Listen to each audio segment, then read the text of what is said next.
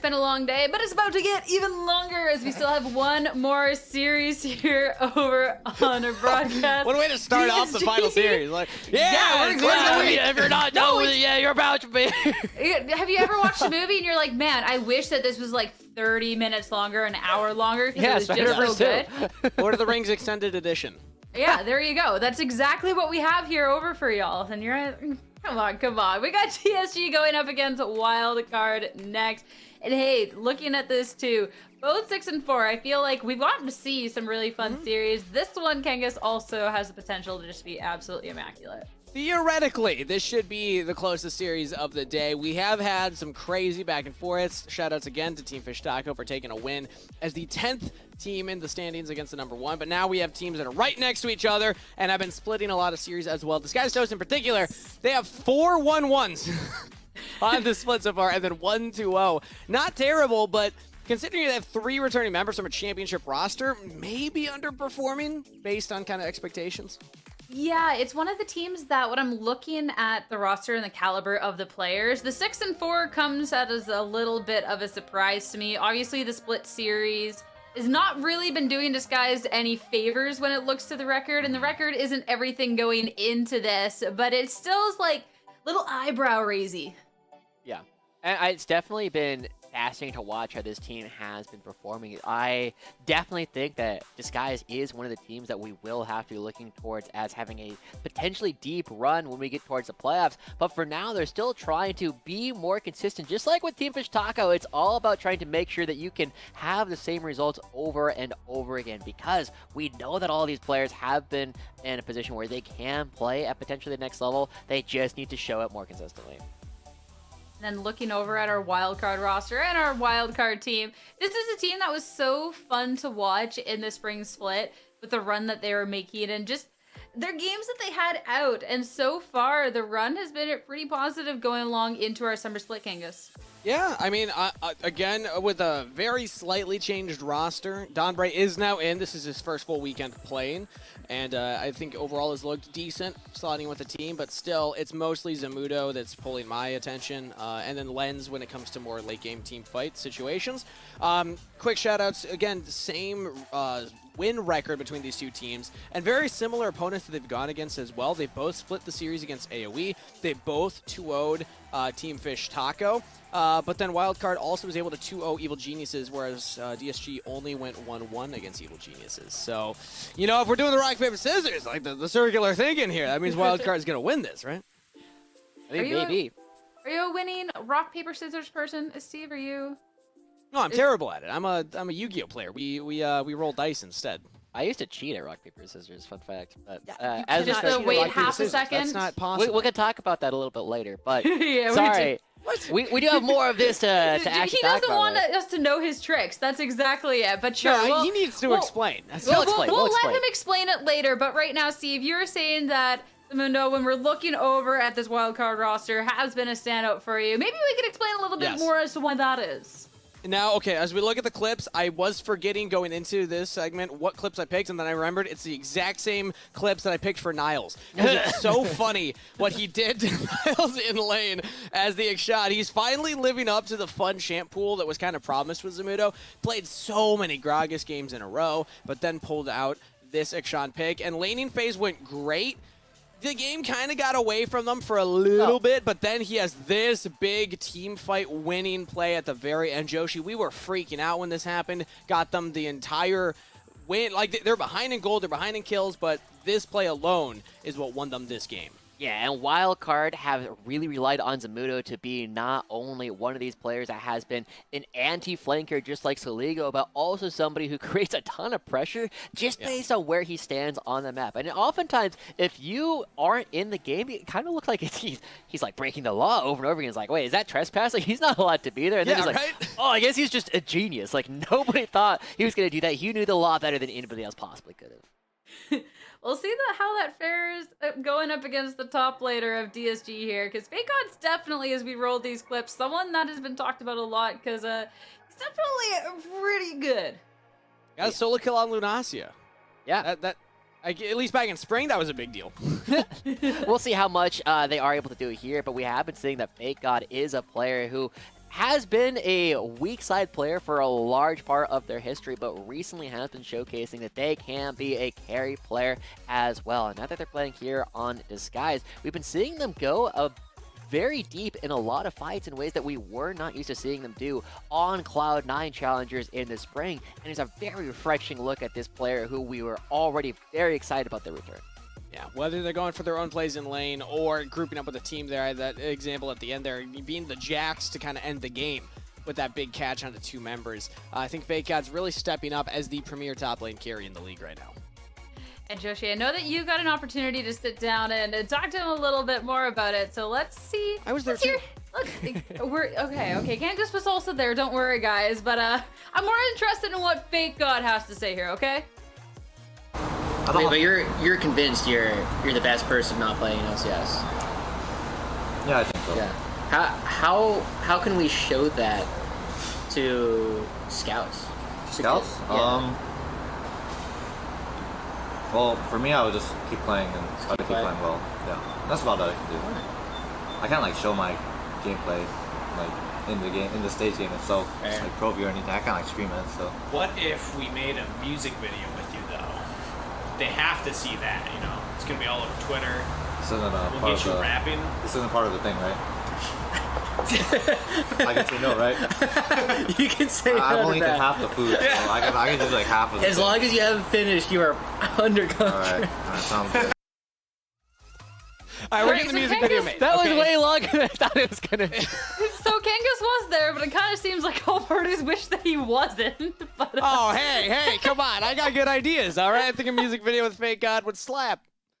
Yo, if you make a music video with him and next year we see him start an LCS, I will be a believer. Content. But he said that it was through doing some good plays and playing his game. So hopefully we'll get to see that today going up against Wildcard. As our draft is ready, so I'll see you Kangas in your music videos later.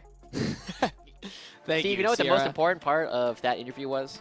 What? Afterwards, he said that he'd be down to learn Warhammer. He did, yeah. I know that you also gave him a ride afterwards. So We did, be yeah. checking on our socials and also for next week's broadcast where we'll have the full interview released. There's a lot of fun stuff that you were able to New chat series. with FakeGod about, and I got it on camera. I was the guy back there. So Guy behind the camera. I Guy completely behind. Guy in the chair is always what we look for here with Steve. As we get into our final This ain't series of the Rafa's day baby. and our what? Oh, that Big chair. man. Yeah. Disguise Toast versus Wildcard. As there's Crocus and Aphelios. It's the final series worry of the day, about it. everybody. Don't worry We're getting about a little loose with it, yeah. All right, so is Yumi going to be banned from Disguise Toast now, or will they allow Wildcard to force ban it? I don't think you actually need to ban it, because if you leave it up, you're basically forcing Wildcard to ban it instead, or you grab it. But either way, they will handshake that. Yeah, I mean, as both Emilio and the Yumi are taken off the table, as you were saying, right, there's only one other champion that feels like it needs to be banned in basically every game. We have seen players have fantastic turnarounds with the NACL throughout the course of this last week, but I also kind of want to look at how this will be going, as it is going to be Wildcard daring this guys to pick it up for themselves. Does Young play the Nico? I imagine he would. It actually feels like the perfect champion for Young's play style. He likes to, you know, try and bully lane as much as he can, but also likes to be the big playmaker for the team when the picks allow him to. I mean, even going back to a lot of his melee champions that he used to play back in spring. And there it's Hubbard. Might as well lock it in. Yeah. I love watching Young come into this league as well. I mean, I know we saw him in spring, but one of the big storylines that we had with Onat previously was how confident he is as a player, how willing he is to go for a lot of these plays. And Young has been doing a very similar thing, right? Especially after his brief tenure in the LCS. He is now looking for opportunities to just say, yeah, I'm better than everybody here. I have nothing to fear. I've played against the best that our region has to offer and was able to hold my own. And here we go, going against Ligo, one of the longest tenured players in the league. By tenure, brief tenure, you mean the 2 days that he subbed in for week 1 of Spring Split. It was brief, but it happened. Shout out to those 2 days. But he did say, I mean, after that, that's the biggest H he'd ever played on. And I know, chatted with us afterwards in an interview saying now he's got nothing to be afraid of. You know, he's experienced that. this feels much easier now. Sliding with the Disguised Toast has the opportunity to carry, and so does Meech on the Zeri. And Annie locked in as well. So, fun fact, we don't know necessarily which of these is going to support. I'm assuming either Nico or Annie to support. Kind of a throwback to last spring, but they still could put Nico jungle. They still could put them in other lanes. Yeah, as long as you get there to the, this is probably going to be a Nico jungle, most likely, not guaranteed, but it is still a fantastic choice here for Tomio. And Tomio is going to be an interesting player to actually pilot this Nico. It is definitely a character that requires a lot of cerebral play around the character because it is not the most mechanically difficult thing in the world, which is where Tomio has oftentimes found his big paychecks, right? It's all about him going for these flashy plays, and now going to be on the Nico. We'll see if he can get into the heads of Wildcard, who have been masters of doing that to almost every other team. We got Saligo locking in the Syndra, so we'll wait to see exactly which one he's up against. I know that you're assuming Tomio on the Nico, but I still do want to highlight the fact that it could be flexed around. So we don't know, and neither does Wildcard, so they have to still ban away things like the Vi potentially. They're not convinced that the jungler has been locked in either. Yeah, and it is another character, right? Tomio has had most of his games for Cloud9 Challengers and now Disguise. It has definitely been his most played so far.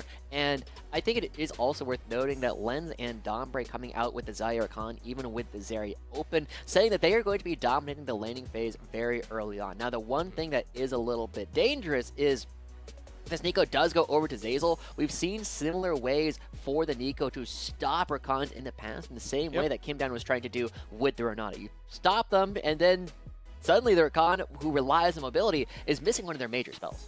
And also you do a lot of damage too, so not only are they locked down, they're probably going to die fairly quickly afterwards. But I don't know if I love the Nico paired with the Zeri in lane, so if one of these is going to support, I would rather be the Annie. Still could be going into the jungle role, but Sejuani taken off the table. Honestly, that's even making a bigger argument for it to be the Nico jungle, because they don't have these other big options that Tomio likes to play. Yeah, I mean, really trying to force that in this position. The big thing I am going to be looking for, though, is for the rest of this draft, what Zamudo wants to take in the lane, right? Wildcard kind of taking a page out of what Cloud9 Challengers used to do, where they were winning every single lane. So far, the bottom lane, it is hard to come up with a more dominant 2v2 than the Zaire Khan. Now, Keel is going over to the Kha'Zix, which we've seen played a couple of times, to honestly, like, either really good success or spots where they are in a little bit of trouble. And Disguise, they are going to be giving Fake God the Renekton, which he is pretty convinced might be his best champion. Yeah, blind picked though. Wondering what the big counter picks options would be right now for Wildcard, as they're hovering junglers. Disguised Toast might actually be putting this Nico into a different role, either in the mid lane or support. And he still could be in the support role. It was popular with the Zeri back in spring, and we have Poppy locked in. So if I was putting money on it, I would guess it's going to be anti-support with the Zeri. It just fits a little bit better with what Zeri wants to do. You get that little bit of movement speed, get a little bit of a shield, but they still can decide based on what Wildcard decide to lock in for their last pick. Yeah, it's definitely an interesting spot to be Wildcard. I think the big thing is you want to get this good counter pick, and it is going to be Malphite piloted by Zamudo on the top side of the map. This gives you a lot of big tools to get fights started on your terms, and so much of this game, Steve, is going to be predicated on which side is actually pulling the trigger first, right? If Annie has to use the ultimate defensively, if Young has to use the ultimate defensively, suddenly that's not putting pressure on Saligo and Lens, and vice versa, right? If Zamudo and Dombre have to ult defensively, you are no longer putting pressure onto Meech. And so, whoever actually is able to get a lot of these good setups should be very favored in a lot of these positions, and that has been Wildcard's specialty so far throughout this year. They have been having more textbook setups than any other team. And while you can say, my initial instinct was to say Lens on the AD carry at least has a defensive tool to absorb and avoid all those engages. First off, can be hard to do against the speed of an Annie engage. It's very instant, that stun, so you have to be really quick with the reaction time. And also, this guy does have a Poppy who can actually steadfast presence and stop the Kha'Zix or the Rakan from jumping on top of you as well. So honestly, kind of same can be said for both teams. They have defensive tools, they have offensive tools. It will come down to who can land that first. So let us know who you think that's going to be in chat. DSG if you believe in Disguised Toast, or WC if you're a wild card gamer. Josh, I'm going to put you on the spot. Are you leaning one way or another based on pick ban so far? Well, I'm currently leaning left as I lean against my table, but I honestly think that I like Disguised map a little bit better. The one problem that I do have is that this Malphite into Renekton is an incredibly easy matchup. You see that Zamudo going for the press the attack. He has the W, he maxes that in this lane, and it really shuts down anything that Renekton can do. Renekton has until about level 6 when Zamudo will finish usually the Bramble Vest, at which point it becomes almost impossible for Fake God to lane into the Malphite. You don't even put points into the queue in this matchup for Zamudo, and with that one spot in mind, there's a real limit to how effectively Disguised can go for this topside aggression. That's one of the weird things about Malphite that I just love, is that when you get good Malphite players, there's so many different ways that you can max his abilities depending on what you want to do. Disguised Toast, not playing for the Malphite right now. Instead, they play for the invade. It is spotted, but with Fake God and Young there's not much that Wildcard can do to stop it, so Keel will be slowed down and the jungle clear to start. Yeah, and Tomio, I mean, going very aggressive in this early pathing. And it's not as though Fake God is going to be losing out on a ton of pressure. You definitely are more focused on putting the Kha'Zix behind than you are about putting the Malphite behind. But there's not a whole lot of early pressure getting put out for Disguise at the same time. You have to remember the most aggressive lane in the bottom side of the map in Lens and Dawnbray. They are now knowing that they are going to be uncontested by the jungle of Disguise for the next foreseeable future, right? There's so many ways that Lens and Dawnbreak can try and be aggressive at this time. See how hard they want to push the envelope. They hit level 2. They already go for the knockup. Cleanse early from Lens. They're on to Meech. Flashing forward, trying to commit for the play. Triple summoner spells down for Disguise bot lane. Triple summoners down for Wildcard. That kind of answered our question. Wildcard really wanted it. Yeah, and look at where both junglers are going, right? Keel now heading towards the bottom side of the map. Tomio not far away, finishing up the red buff, and Keel is here first. Meech has no summoners. Ooh, got him. Oh, just gets popped by Keel right there. The last summoner spell used by Zazel, all four down, Disguised. Getting punished early here by Wildcard. Yeah, and we were saying this was going to be an opportunity for Lens and Dawnbreak to be aggressive. It is Keel who is the biggest winner in all of this, as they do grab the kill to equalize on some of the camps that Tomio has taken away. But Wildcard, I mean, they should know that their top side is going to be A-okay. Their bottom lane now is able to get an experience advantage over Meech, and with no summoner spells available here for the Disguised bottom lane, you know, just like Alk Battery was saying, you know, don't wait for the jungler to come back in 5 minutes. Come get him. He's got no flash. Just keep going down there. I love that. Especially as a support player, I'm constantly pinging Rafa. Hey, can you come to my lane? Hey, man, I know you got camps up there, but how about we dive instead? Or just take away a Scuttle Crab. Yeah, but you say that, like, regardless of whether or not the dive is good. Oh, yeah, no, I will straight up lie to my jungler and say they have no flash. Come down. Yeah. But even still, Wildcard with a small lead here, and we are noting that Zamudo is doing A-okay in the top lane so far, and that will get better and better for the Malphite as time goes on. And Saligo also doing a good job outranging Young in a lot of these interactions here in the mid lane. And with Keel now moving around and a ton of vision control for the side of Wildcard around the river, you should know that Saligo feels very comfortable around this part of the map. Ooh, Tomio going for another invade. Second round onto these Krugs, and we'll claim them very fast. Keel will not make it there in time to even spot it out. Zamudo teleporting into lane, and now Tomio is wrapping around with red buff here. Stun from Fake God onto Zamudo. Flash to get away from the heroic charge. So Zamudo does survive the gank. Good stuff from Zamudo to stay alive. Remember, this will become a much better matchup shortly. It just hasn't gotten there just quite yet. And now as Zamudo comes through, he'll make sure that this top lane will crash. Fake God will not be able to free Zamudo off the wave. Okay, yeah, there it goes. Gets out underneath the turret from here. But we gotta start turning our attention towards the bottom side of the map, right? Tomio is back on the map first, and there is a dragon spawning here. And we have been seeing that teams have been rushing for souls, potentially even too aggressively so far. And right now, Wildcard maybe a little bit later to the play. We saw a little bit of vision control from Wildcard there. They have the control ward down, cleared out by Young. Now heads back in to try and get this wave. Wow, it's throwing me off to see an Annie mid lane. It's an Eco. I know it's an Eco. You know it's an Eco. I just got to remind myself. Nico is in the mid lane, of course, as Young will try and catch that next wave. Keel now will take the Gromp. Tomio is still looking to be active. Not just start up the dragon right away. It would be spotted by that Scuttle Crab vision, but now it expires. Ooh, Keel's patient, waiting for Tomio to pop in. Heroic Charge stuns into the wall, and Keel takes a big chunk. Yeah. And with Tomio hanging on to the steadfast presence, no real opportunity for Keel to jump on in, but also just showing here is going to be buying more time for Meech and Zazel's flashes to be back up. And so, either side going to be going for this dragon early on, just quite yet. And as I'm starting to look at it, it is worth noting that Meech and Zazel have recovered a lot of the CS deficit that they were potentially looking at because of how Meech ended up dying and how long it took Wildcard to get the wave underneath the turret. He was able to recover almost all of the minions that he had lost previously, and now that they have priority on the map, Tommy is going to be the one starting up the Ocean Dragon. You see Keel passing towards it. There's a couple of pings as well. Yeah. I imagine Wildcard know it's up, but will they contest? It would be a 4v4 for the objective. Nobody's level 6 yet, but nobody's going to contest, so Dragon down to half health, and it should be picked up here by Disguised. It is worth noting that Annie is a character that is a little bit weird to disguise as, right? Because you have the stun bar to look about it, right? And then, you don't actually show that. There's a lot of things that like NACL clones don't show super effectively. But the one reason why you do want to do it is you get really good auto attack range as the NACL all of a sudden. Just throw out all of those attacks. And this one I think unlikely to fool anyone. I don't know. You know, maybe Saligo doesn't. He's like, wait, what's this bugged minion doing? Weird. So bizarre how that just happens sometimes when minions just run around out of nowhere. But Wildcard will have a very powerful backline as the game does go along, right? Saligo and Lens will have both a lot of burst from the front end and also on the backside of fights as Dombre not quite able to stop Meech's recall.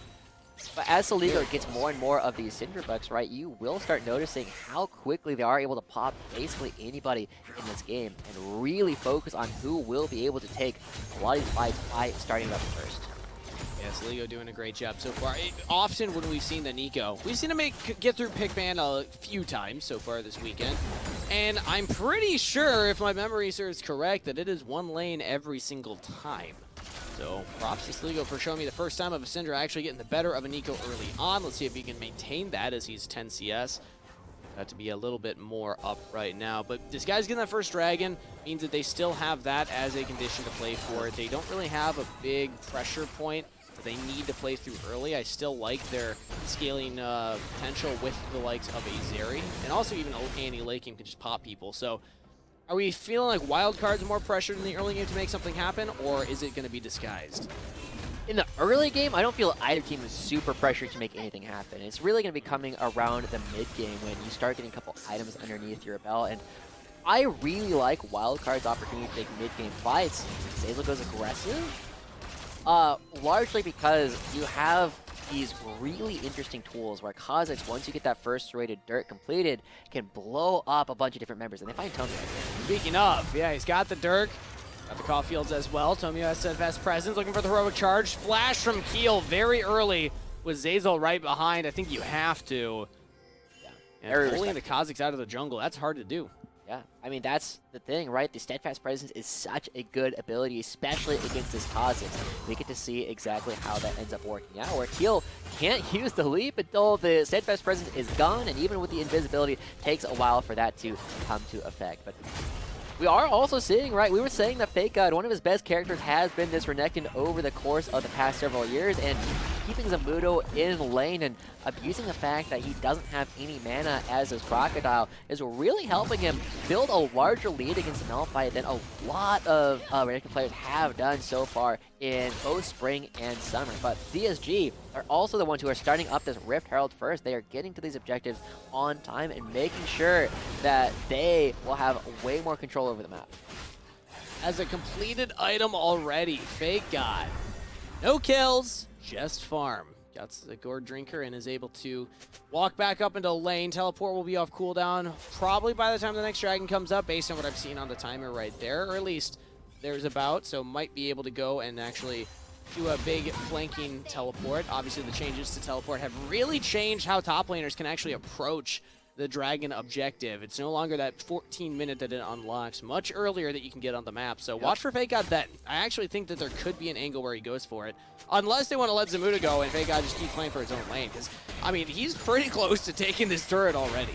Yeah, I mean, already multiple plays without a whole lot of interaction, right? Tomio did come up and take away Smooth's flash, which helped a lot in creating pressure for Fake God, but he's taken the rest of it and run it by himself, and Keel seems to think that Tomio might still be in his side of the jungle, but no real pressure is getting put down from there, and Fake God can be the first one to walk over, throw down a couple wards in order to try and track exactly where this bug is going. But 40 seconds left on the Dragon. Oh, okay. That was a control ward as well as the bot lane aggression cleanse out from Lens.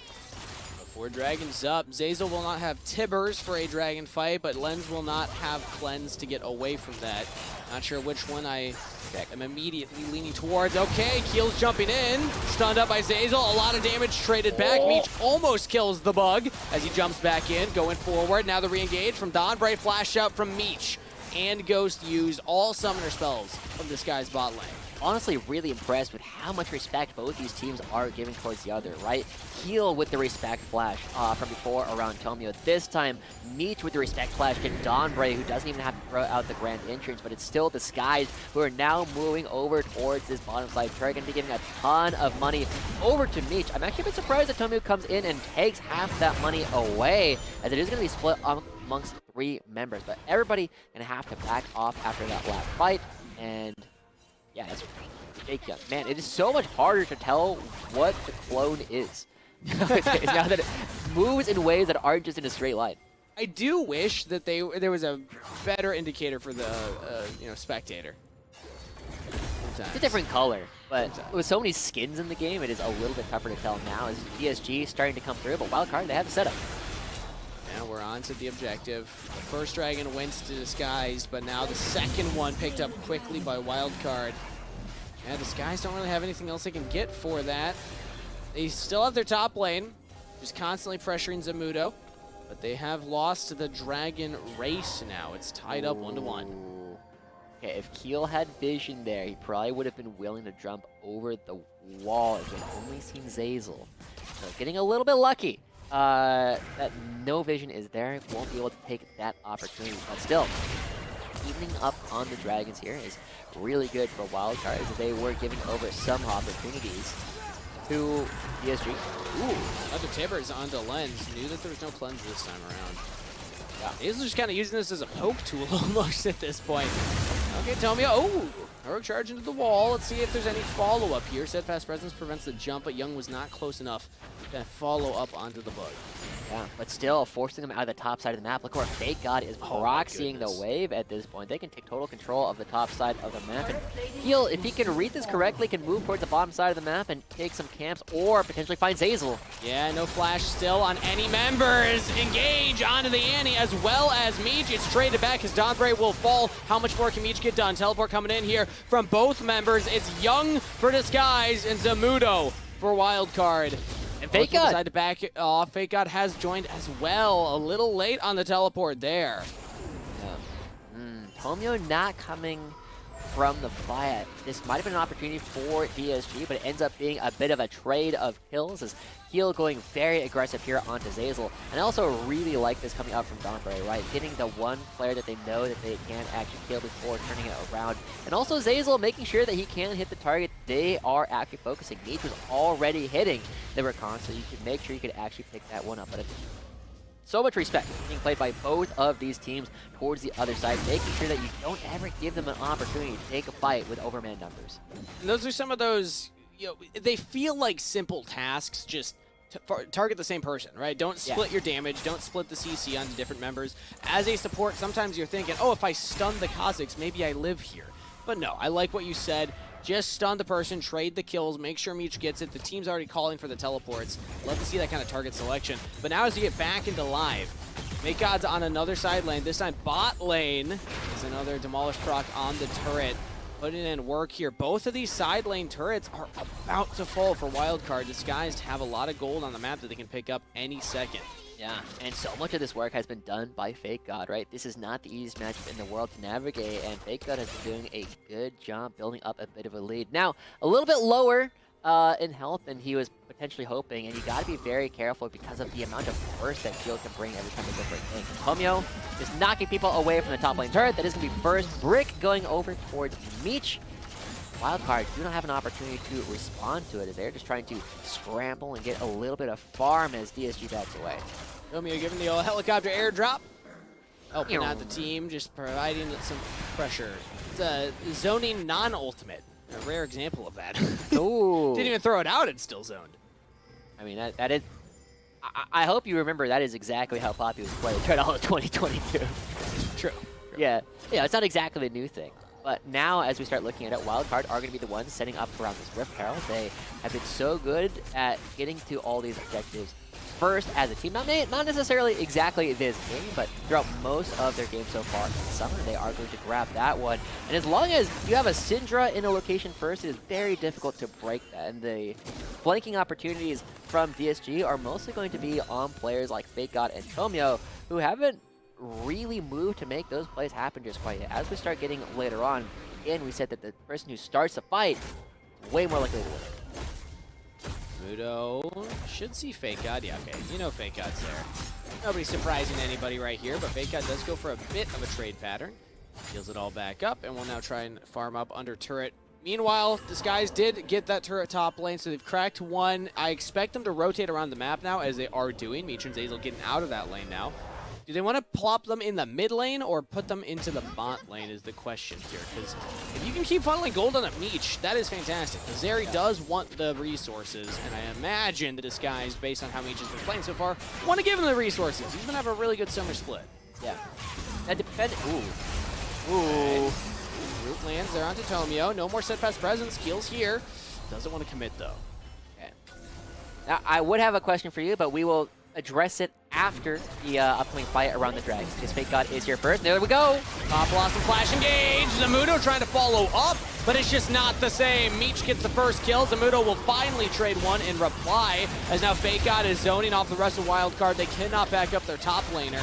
A 1-for-2 trade in favor of Disguised. And they also stopped the Rip Herald from crashing. They are the ones with more people here on the map still in Kiel. I mean, FakeGod's going to be the one person you cannot actually burst out as is Kha'Zix. Wildcard losing control of the dragon because DSG striking first. That was so many summoner spells used by Disguised, but definitely worth it at the end of the day. Pick up the kills, but they didn't get to the dragon early enough, so maybe not worth it. If Wildcard actually get back onto the map, Lens and Donbray are walking down here. There's a world where Zamudo can just teleport in, just be a front line. He will not have the unstoppable force, but can still just be a body, be a front line, be a tank. Tomio flashes, does not land. The row charges the wall, but they still get killed regardless. Zamudo did teleport in, unleash power on a FakeGod, just did no damage. But another flash down from a Disguised member. The dragon is still aggroed, half health. Tomio's up, very low health bar. That's where the smite is. Wildcard need to walk up and push this Poppy off of the objective. Yeah, they do a good job as Wildcard do at least maintain enough of a hold over the dragon to not give that one over to Disguise, but they do it at the cost of Keel's life. And start looking at it, I think we're going to be in for a round two, so the questions will have to weigh in this one. Is now Wildcard, the big thing is that they do have Zamudo's ultimate yet again to start looking for these fights. And we saw what happened when Young is the one to actually get the fight started. It was not really close. We did not see an opportunity for a Lens to stay alive in that last engagement. This guy is not even interested looking in the dragon. They're going to be taking away the top side of the map, picking up a couple of camps there, and also letting Young start up the top lane turret. He's not really hitting the turret as much as just clearing the wave, pulling Saligo up here, but you're right in the fact that the dragon is being focused by Wildcard. No answer from Disguised. So allowing Wildcard to pull slightly ahead, and the dragon race to the soul. Still 2 more to go before Wildcard have that big win condition. It will be the Mountain Soul. Really annoying for a Malphite to have that. It's just going to be so tanky to try and take down this big old rock. But similar can be said also for the Poppy and the Renekton. These beefy members will feel really good having those extra stats. Yeah. All right, now that we have a little bit of time, Steve, I kind of want to posit the question that I was alluding to before, right? We asked the question, now that Team Fish Taco have taken games off of both FlyQuest Challengers and Team Liquid Challengers, do we have to consider them a top team? Now, I kind of want to turn that around. Oh, you'll have to wait as double teleport. Thanks for coming up with the point, Josh, because it means that they're ready to fight. Double teleport from Young and FakeGod. FakeGod jumping in. Donbray lands the first knock up, gets stunned up. Into stasis, but everyone from Disguised is here. Flush him down, but he lives. Wildcard support playing on the verge of death. Wow. I mean, DSG just trying to make a play happen kind of out of nowhere. Almost pick up Dombre, but they get a couple of flashes still. They get one out of Saligo, they get one out of the support, which really limits some of the opportunities for them to go for an engage. And now, with all these members surrounding the Baron buff, doesn't look like anybody's going to be starting it, but DSG seem to be daring. Starting it. Okay, bold move from Disguised. Young is currently watching the approach, and Zazel as well. And Annie and a Nico, terrifying to walk into, terrifying to walk up to. But they don't actually commit. Disguised walk away from the Baron. It's still really tough to make this happen, right? You don't have the vision on Zamudo, who walks around the rift like he owns it. And now Wildcard, they have enough tools to just kind of check every brush as they walk. And so giving up a little bit of tempo to try and make that play happen, maybe take a little bit of damage on the mid lane turret, but it doesn't cost them all that much. As you take a look at where the waves are, it is still DSG that are pushing them out in the bottom wave. And still, I mean, Wildcard will at some point need to devote somebody to pick that up. Nobody's passing down there yet. Okay, now Saligo will go down there. I was like, that's kind of strange right out of base. I expected the Cinder to grab it, but thank you, observers, for highlighting the gold. Even though Wildcard are up in the Dragon, doing their best to control vision in their own jungle, it is currently Disguised that are up 2,500 gold. Most of that on Meech and Fake God. Meech in particular on this area has hit that 2-item spike. Still working on that third, but -3 ain't bad, and is getting to the point where you are ready to take these big fights. Zeri's getting to that almost unkillable status. Yeah, there's a lot of questions around Meech as well, as they have now been separated from Breezy, who was considered one of the strongest supports, especially by people like Magical, who are saying like, yeah, Breezy's the best player in the entire league. But this has definitely been a strong answer coming out from Meech over the past several weeks that, yeah, they can still continue to play. We know that they've been a good defensive AD carry, and now that they have a lot of strong playmakers on the rest of their team, and even Fake God stepping up significantly for these opportunities, Meech has been doing a fantastic job at going for a lot of these opportunities, even without the support that made them look so good. Breezy definitely leveled up Meech while he was joining the league, entering for the first time. But I don't think Zazel's any slouch either, so shout-outs to the supports out there helping Meech out in his journey. Zazel and Meech have very early on in the split linked up and shown that they have a lot of synergy together. And Meech has now back in the firepower to potentially carry this game. Interesting to see Zazel's Annie build, too. It's been a while since we've seen the Annie, so I want to take some time, as I don't think any fights are going to break out right now. Gone for the new support type. Okay, right as I say it. Oh, Lens has some burn. Oh. Lens there. And now Zamudo! Big engage. Steadfast Presence locks down Donbre, but the same cannot be said for the Rock, and the damage is there for the rest of Wildcard. Trigger pulled and Disguised executed. Tomio chased out as well. That is an ace for one. Dude, I feel like a Prophet ever starts the fights just wins them, and now Wildcard coming through. They start off that fight, and even though Lens falls down, this is such a beautiful start coming out from the fight for Wildcard. Right over the wall, Saligo even on vision, landing a stun on multiple members, and then a 3-man ultimate. Oh, Young tries to go in with the ult, but gets caught up by Dombre on the way out. Wow, what a great fight coming through from the side of Wildcard. Lens ends up going down, but they catch everybody else, even on the back side of that fight. Saligo having enough damage, picks up the XQ on the back side, and they get the Baron buff for themselves as well. Massive. Donbre got stopped by the Steadfast Presence, but you still have the Quickness Charm. So if Young gets hit by that, the CST will still land. Wildcard happy with that one. Now a gold lead in their side of the court, and a Baron buff to boot. They can start to siege these turrets and grow that gold lead even more. They haven't taken any turret gold on the map yet. They've yet to crack one, yet to even really damage one too much. So there's a lot of standing gold on the map for Wildcard. Yeah, and Wildcard are here first as well. Again, they have had the best setups. They have won so many fights off the way that they play this, and now Wildcard, they are the ones who can pull the trigger if the members of Disguise get too close. And Young, only person in position to even try and steal this, not going to be able to get that at all. Instead, they're pushing towards the mid lane to try and take a little bit of control there, get some gold. This gives Zamudo an opportunity to try and catch on to someone, and that's a missed ultimate from Tomio. Yeah, I don't know if it's going to mean much. Steadfast Presence will stop Donbre from going Good in. ability. If Disguise had gotten the turret, I would have said, pretty good call. You know, you give up the Dragon, but you stall out another minute of the Baron, and you at least get a turret for yourselves. But because they didn't crack the turret, there's a lot of control for Wildcard right now. But everybody from Disguise group up. They do not want to break, or they don't want to let any of their turrets break right now. Especially not that mid lane one. That gives you so much control on the access point to the rivers. Yeah. Heal running into Tomio has 2 levels up here. It's the ultimate committed. Watch out, Keel. Yeah, don't get too close. Young and Zazel are both there. They don't have vision yet either. Keel could still get popped, decides to back off.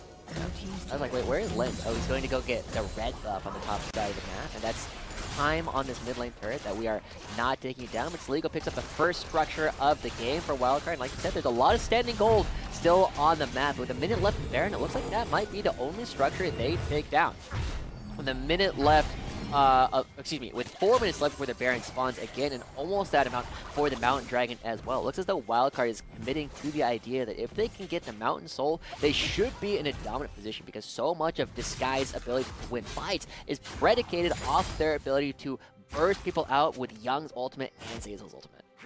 The one thing going for Disguised right now is the first statement you made about these comps. Whoever engages first will probably win the fight. Wildcard, they have 30 seconds left in the Baron. They will get a second turret, but it's not a mountainous gold lead. It's only 2,500 for them now. We just saw Disguised lose a fight with the 2,500 gold lead because they got engaged on. I think you can say a very similar thing now for Disguised. They have 3 minutes to prepare how they want to approach this next Dragon, because it is pretty much a make or break for the game. But they are not by any means out of this game yet. There are still ways for Disguise to find that big engage, get that wombo combo, and just blow up Wildcard. Yeah, it is definitely a game where you have so much upfront damage from both sides and such big circles in terms of the damage you can do that it is very swingy every single time. But we also see at this point, Meech has hit the promised land of playing Zeri. Yep. Looking for opportunities for more Zeri things coming out from this player throughout the course of this game. Len's also on 2 items, almost completing the third. Both of them should be 3 completed items by the time the Mountain Soul Dragon does actually spawn. And now we see Disguised getting pushed off the top side of the map. Is Keel, whoa. That's very fast, Bug. Jumping onto Young, Pop lost Muse, Flash as well, not locking Don Bray under turret. So not getting any kills in response. Wildcard very willing to try and hunt in the side lane. They will net themselves their 3rd turret of the game. Now actually finally up into turret trades as Zamudo walks up. He's got 3 items completed. So tanky. Almost impossible to kill, but these guys will take this turret. Teleport coming in now. Keel on the flank. Watch from each. Has Flash and Ghost, but a half health bar. Wildcard don't want to fully commit though. Okay, now they will. Look at Young. Young's going to have to teleport in as well if Zamudo wants to flash engage. He's not looking for it yet. Back off. Again, so much respect from both sides of the map given to the engage that the other side does have to offer. But now 90 seconds left before the Dragon actually spawns. We will look at how Wildcard can get their pieces in position. Want to make sure that your waves are pushing out before this so that they will bounce back to you after the fight is over. Win or lose, you want to be able to get all of that money. So, Wildcard, I think we might have an answer here. If Wildcard take down Disguised here, we have to start talking about them for sure as a top team. We've seen how well that they can play and perform a lot of the things that a bunch of other teams in the league have not yet been able to perfect. And as we start setting up, they're already getting here first. They have the tools to make sure that Disguise can't get in, and as Zamudo teleports back into the lane, he will make sure that nobody from Disguise can even think about playing it. 45 seconds until that Dragon's up. Ooh, chunked down a little bit. Before the fight starts out for the Dragon, I'd love to take one last look at the inventories right now. As both Meech and Lens are ready to carry. No big summoner spells burned right there. Keel did look for something. A little bit of poke damage in. But as the final reset comes through for Tomio just to heal up, I am favoring still Wildcard right now, despite the fact that Meech has that 3-item breakpoint. Meech is going to have to put in a lot of work here. Double stopwatches, though, for Disguise means that they can go a little ham. If they really want to push the envelope and stop this for sure, they can throw Young in there, go for the big Pop Blossom, and then pop that stopwatch. But you got to get through a Malphite. You got to get through a Rakan. Hard to do for an eco. Yeah, Zamudo is even elixired up, right? You see that elixir of iron running, giving the extra movement speed to anybody on his team that's running along it. Tomio trying to find their way in, and Zamudo Just being big man on campus. Yeah, literally just stopping Tomio from walking forward at all. The verdict popped. Oh, Donbray with the big Donbray! engage. They've taken down the jungler. But look at the backline. Fake God takes out Soligo. Now onto Donbray. Young's going forward, but he's out of the fight too. Keel doing massive work on the big goal. Bug and Lens was untouched, so Wildcard win the fight. Only Fake God walking away for Disguise. And again, it's all about who is getting these fights started first. I had all my eyes on Zamudo, but it's Donbray that gets everything started up here in this fight. Zamudo, again, standing in such a great spot, but as he jumps in, Donbray catches everybody. You instantly blow up one player. There's no smite left, and Zamudo able to run down Meech afterwards. Young having to use the ultimate defensively as the NACL on only a Malphite. Not going to be winning you a fight. Great stuff coming out from Wildcard, and even though they dropped Soligo to Fake God, they earned themselves a Mountain Soul and a Baron to boot. Yeah, that's probably just the game right there. It is so hard to come back from situations like this. Gold deficit, Dragon Soul deficit, and now a Baron Siege is about to start in about 30 seconds time once Wildcard are all back onto the map.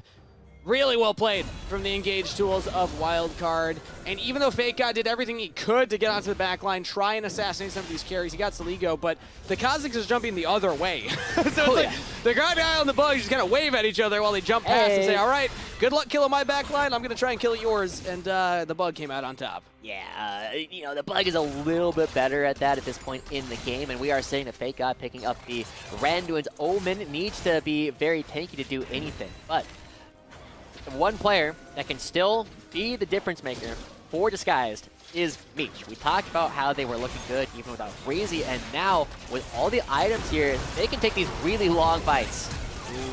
Okay. Big engage to start things off onto Donbray and Zamudo. Donbray goes back in and he's down. Disguised got a really big pick right there. The Rakan playing on the edge and gets punished for it. Now Zamudo still has the ultimate available. Tomio hit by the Unleashed Power. He's going to get assassinated by Keel. Fake got slowed down, trying to get away from there. Scatter the Weak does not land, but gets a flash out. Young's about to go down. It was just the clone. But Fake God does fall. Zamudo is just so massive on this mountain of a champion. And Wildcard can use that front line to walk forward. They have the Baron-empowered minion wave, and this should just be the end of the game. No ultimates left for Disguise means that they don't have much of a hope here. They catch Meech with the stun. They're just going in. And Zamudo, get him, there it is, finally uses the ultimate. Disguise probably ping and saying, he didn't even use that earlier? Come on! Double kill to Zamudo, and Wildcard will take game one of the series. This Malphite's such a good pick coming out for Zamudo at the end of it, right? It was a good lane matchup coming through to take on the Renekton. It's able to get this big go button, which so many teams have struggled with so far. And playing fantastic, right? We know that they always play Floppa Friday when they're playing the Gragas, just moving around, throwing all their body around. This time just standing in front, making sure that Disguise can't do much. And it was Wildcard that had the better trigger pull this game. Young on the NACL, they give it over, doesn't matter. 7-1 and 8 for Zamudo on the Malphite. An incredible stat line and an incredible performance in game number one. We're going to send it to a short break while the players get ready for game two, and we'll bring back Sierra for our Rally Cry halftime show right after this.